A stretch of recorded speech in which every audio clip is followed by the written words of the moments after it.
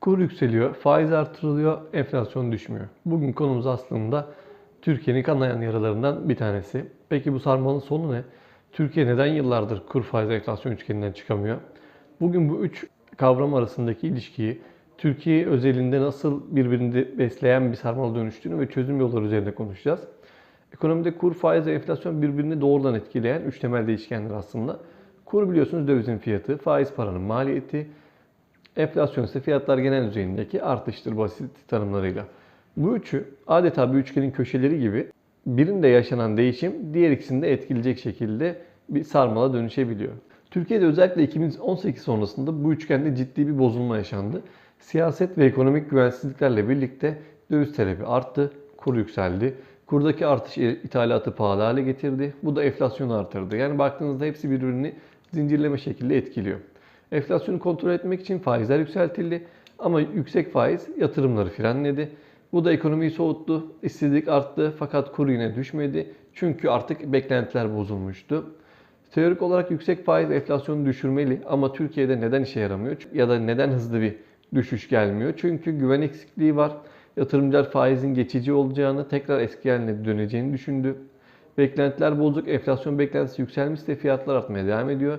Yani enflasyon arttı, yükseldi artık ve beklentiler de hep bu şekilde olacağını düşündüğünüzde faiz artırsanız da diyelim ki bir esnaf bir malı işte şu yüzüğü mesela 100 liraya mal ediyor ya da 100 liraya alıyor, 150'ye satıyor diyelim ki.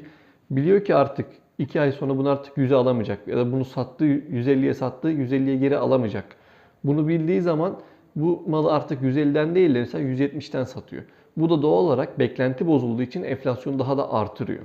Üçüncü sebep ise döviz bağımlılığı kur arttıkça ithalat üzerinden enflasyon tırmanıyor. Kur yükselince firmaların maliyetleri yükseliyor.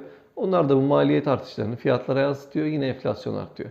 Merkez Bankası faiz artırıyor. Ekonomi yavaşlıyor ama kur düşmeyince kısır döngü devam ediyor. Yani Türkiye şu anda yüksek kur, yüksek enflasyon, yüksek faiz sarmalında dönüp duruyor. Peki çözüm ne? Nasıl düzeltebiliriz?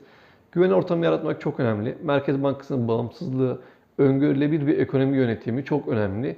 Demiştik ya az önce beklentiler bozulduğu için. Bu beklentiler düzeldiği zaman işler biraz daha rayına girecektir. Yapısal reformlar çok önemli.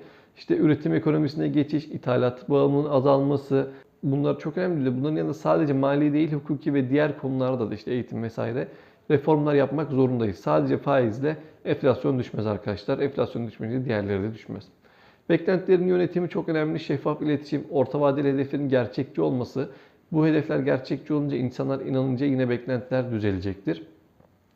Dış kaynak girişi çok önemli. Doğrudan yatırım çekmek ve bunun için de bunları çekebilmek için de hukuk ve ekonomi reformları da şart. Çünkü diyelim ki yabancı bir yatırımcısın ya da başka bir ülkeye yatırım yapıyorsun.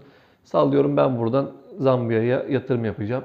Orada bir hukuka güven olmazsa yatırım yapmam. Çünkü herhangi bir şekilde orada benim parama çökebilirler, yatırıma çökebilirler. Bu yüzden de hukuk ve ekonomi reformları çok şart yani.